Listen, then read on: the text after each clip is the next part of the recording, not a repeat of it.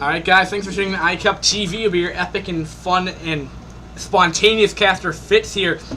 And this replay comes to us from late April, early May. Crazy kind of stuff like that. Those days are kind of crazy, not really. But anyway, from iCup Clan League Season 20, week number 3. Division B1 or B2 between Black Dragons and Overdosed clan or team.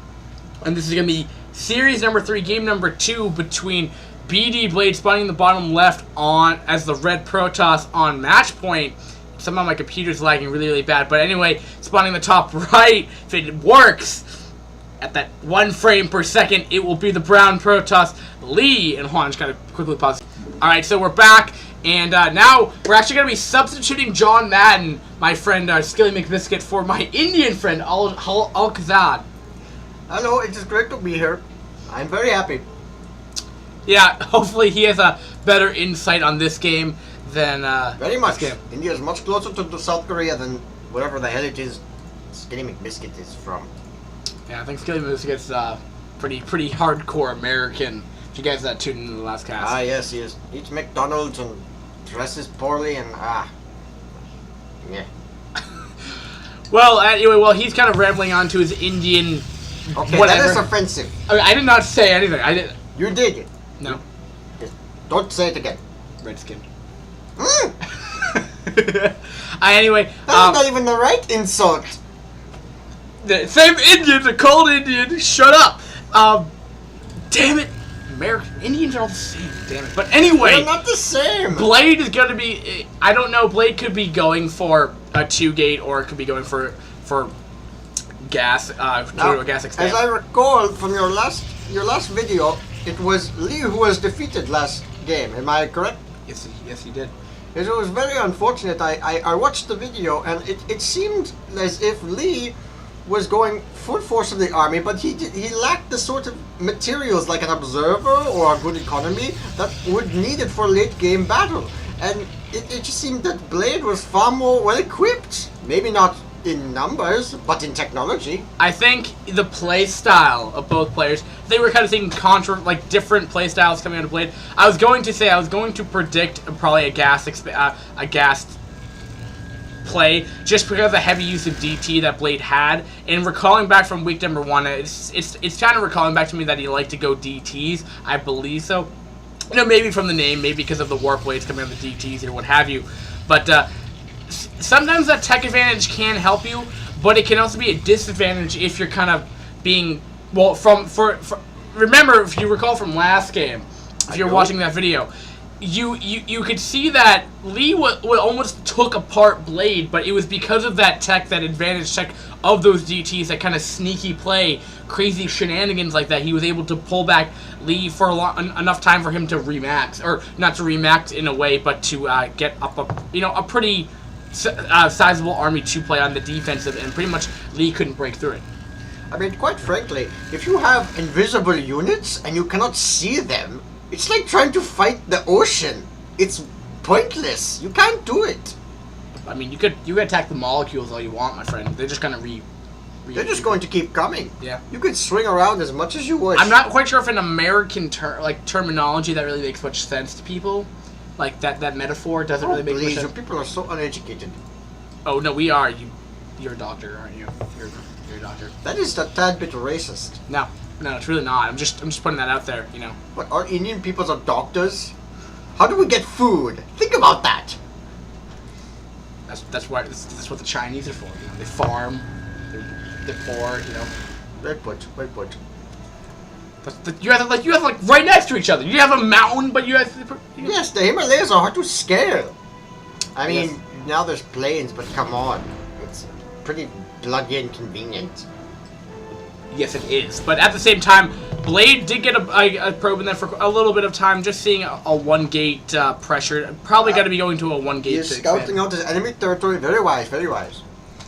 I agree with that. It is very, very wise to do that. Now, do you suppose he's going to, I don't know, build a pylon or perhaps, I don't know, block his expand, or I don't know. I can't see. Or is it just a scouting mission, do you believe? Scouting mission. I don't really see a reason to put down a manor pylon. And it looks like he's trying to expand, if I'm not incorrect. No, not him. The brown guy. The brown guy. You mean Lee? Whatever. I don't care. Trying to expand. I guess I was mistaken. No, you are correct. The pylon normally comes down first and then the nexus, which is probably why the probe's got to start mineral. I stand uncorrected. Well, you know, he's teching out at the same time of the expansion, which is... It's a risky move for your economy. Which I don't know. He's floating high in minerals. He's getting down to second gateway now. He could decide to go down that tech path again. What I think Lee might be doing is he might be going down the path of getting down Robo, then Observer Tech first, because of last game what happened is he was doing that aggression. Fool me once, in the words of your president. Fool me once, shame on you. Fool me twice. A fooled man cannot get fooled again. I really don't see how that applies to this. How does it not apply? I really... Because... Just accept the fact that your presidents are idiots. We're not talking political stuff here, At least the white ones. whatever the hell your name is. Okay, we're talking, they all sound the same. All your Indian names sound the same. The fact of the matter is, the same. No, I take it back. I was going to say that Lee's probably going Robotech because he might go for a high gateway army. He just doesn't want to run into DTs again. But he is getting the observatory up, faster than he did last time. But he's going shuttle, which isn't. He's going to go Reaver harass. It does seem a little bit early to be getting observers because there's no way he's going to have a massive force of DTs. It would just be much more effective to get the proton cannon, build up your economy, and then get observers later. Quite frankly. Well, I think from the aggressive standpoint from Lee's playstyle, like we saw last game, he's a player that wants to do aggression. He doesn't want to sit back. He wants to do as much aggression as possible. Yes, so he's going to be. He's a man. You will not see his economy go up more than 300 or 400 minerals. He spends his money very frequently. Well, but frequently. Yes, he likes to produce a lot of units, which is never a bad thing per se. You just don't want to overextend yourself with the aggression, which is kind of what we saw from last game. It's just Lee just lost his main army right there. And as I recall, his second expansion was not nearly well defended enough to sustain. However, that was the other guy. Never mind. And interesting enough, though, he did put this pylon down, which would probably a player of in this scenario would probably want to take an expansion, especially on a map like Matchpoint, where it's pretty easy to take an expansion here. And we're going to be seeing Blade be taking an expansion as well here. Now, if Blade's able to get away with this, allowed to get an economic advantage, but at the same time he's going to be stockpiling. I find it strange that on a one-way map, there are no aircraft. There are no aircraft. The reason probably for lack of air, well, first off, it's PvP, so if you were to go for teching up to Stargate, a build that's a 1 gate or a 3 gate goon pressure would probably just break down your front door before you could really do anything with it. Yes, they're both early game players, and playing late game would not be a wise idea. However, getting one battle cruiser would not be a bad idea, because quite frankly, as soon battle cruiser's Terran Al-Kajab. You know what I mean. You mean carrier? Carrier, thank you. Okay, they're the same thing. No, okay, no. The thing is, if you're going for carrier rush, they're slow. I did not say carrier. I did not say rush. Did the words rush, carrier rush come out of my mouth? You wanted to go aircraft this early on. It's 8 minutes in the game. I did not say that. I would say it would be a wise late turn investment. If he attacks you and then you send a carrier around, then you could probably harass him to death. It's one carrier you would have by this time. Do you understand Al-Kajab? You need to. It's not Al-Kajab. It's Al-Kajab. That's what your name is to an American, because you're all the same. Oh, please. Which, okay, the problem would be with that is you would have one carrier. It would get blown up from the massive amount of dragoons that are there. I would use it as a cheating strategy. Think about it. When he sends all those dragoons down in the huge it's battle, slow. It's gonna get countered. You can put it right there. He's not even looking. He's not even scouting. He would just be right. Oh! See, he's sending the dragoons now. If he had a battle cruiser in the north, he could have harassed the crap out of them, and by the time the dragoons got there, he would have killed half of his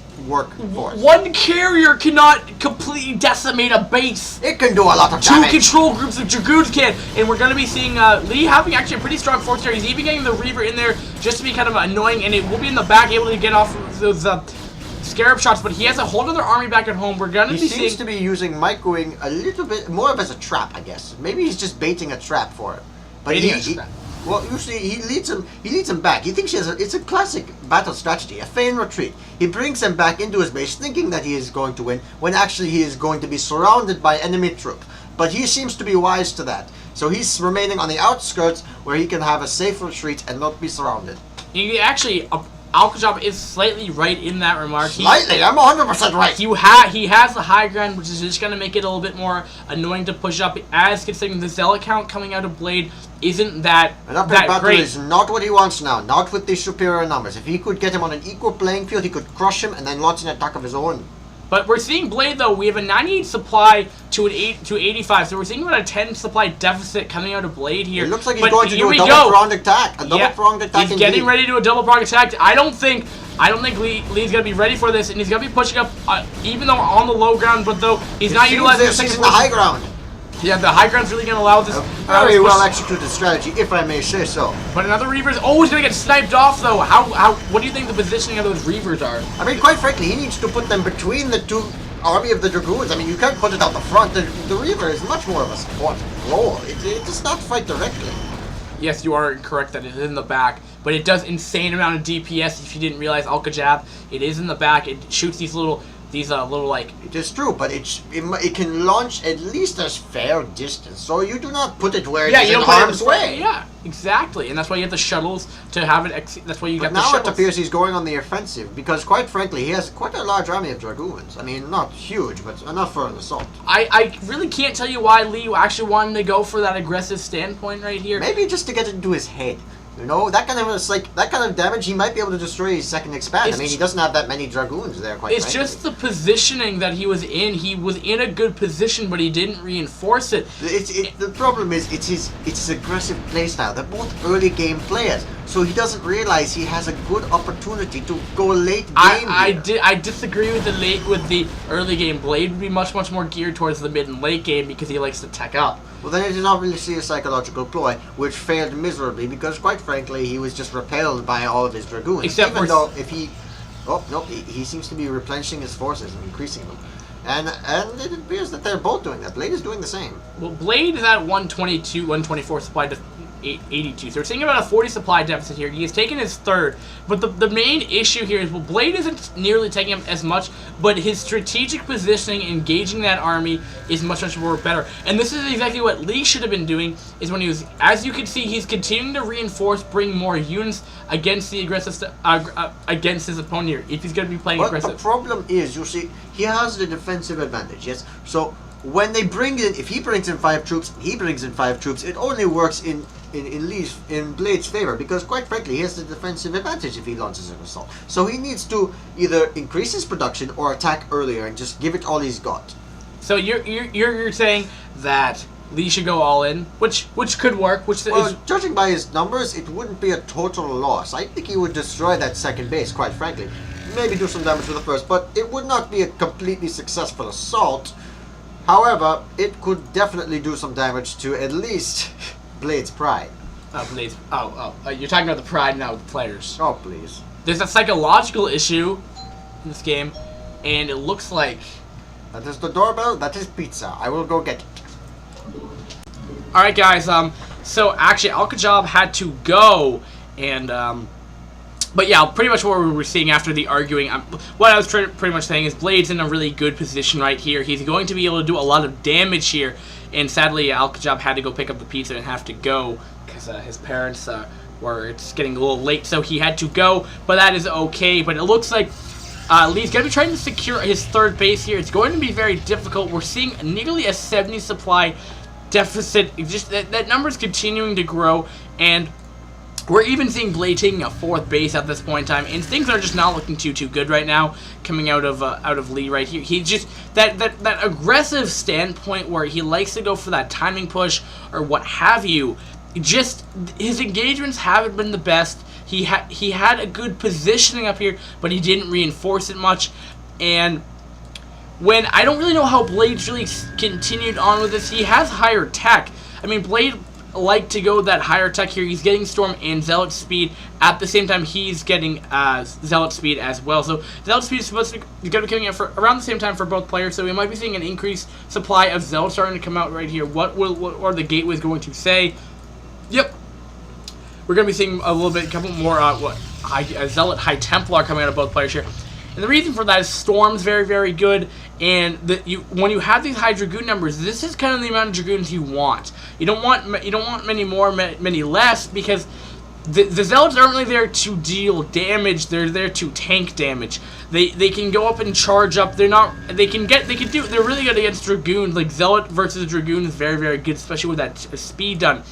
But as you can see, this is going to be mainly Zealot. I mean, you have 1 or 2 Dragoons, maybe the 6 to 4 Dragoons right there. So, I mean, still a decent amount of Dragoons there, but he is maxed now. Blade is maxed out right now. He has his 4th base about up and running. He has 2 defensive cannons now.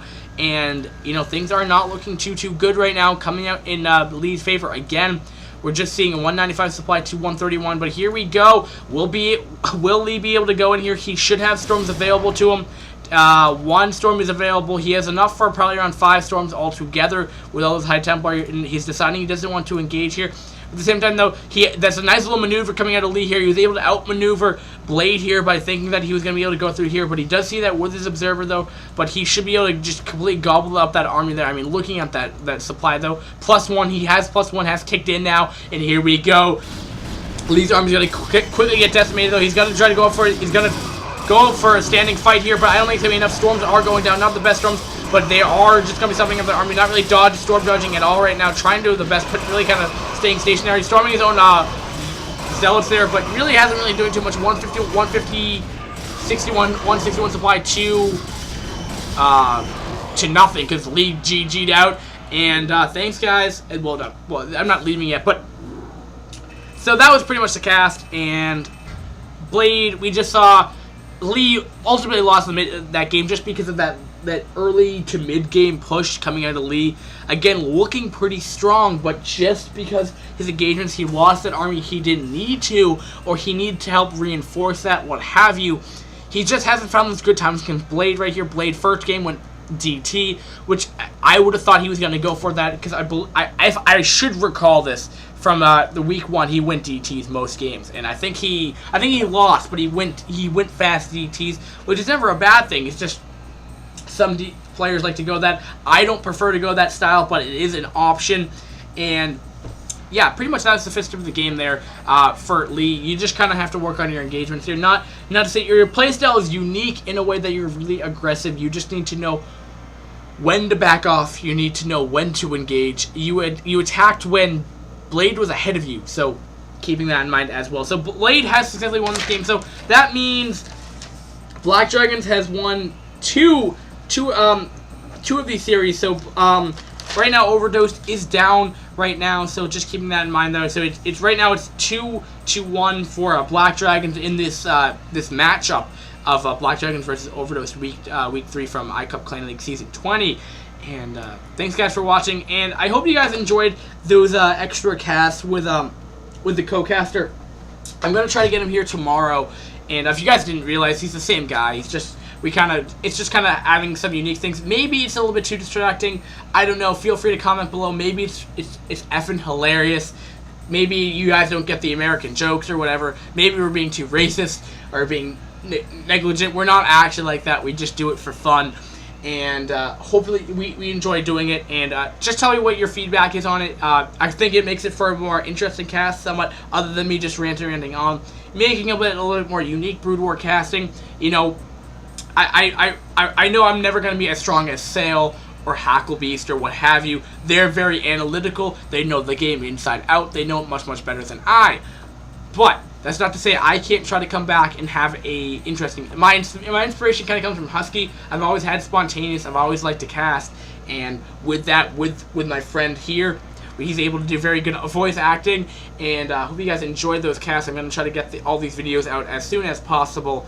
And I'm going to go video edit them pretty fast. And I'll do all the rendering tonight. And I'll upload them all by tomorrow. And I'll make sure that you guys see these 2 videos, because I think they're pretty hilarious. And also the audio levels, I'm trying to find the most optimal way to do it. Now keep in mind, co-casting is normally through Skype, normally through streaming, which normally means that, you know, I'm sitting in my own, where I normally cast, and then my friend would be at their home casting in their own seat. But here, he's actually with me, which kind of makes it that much more fun. We kind of talk to each other, we see each other, kind of like a live event in our own mind, which kind of makes the games that much more interesting.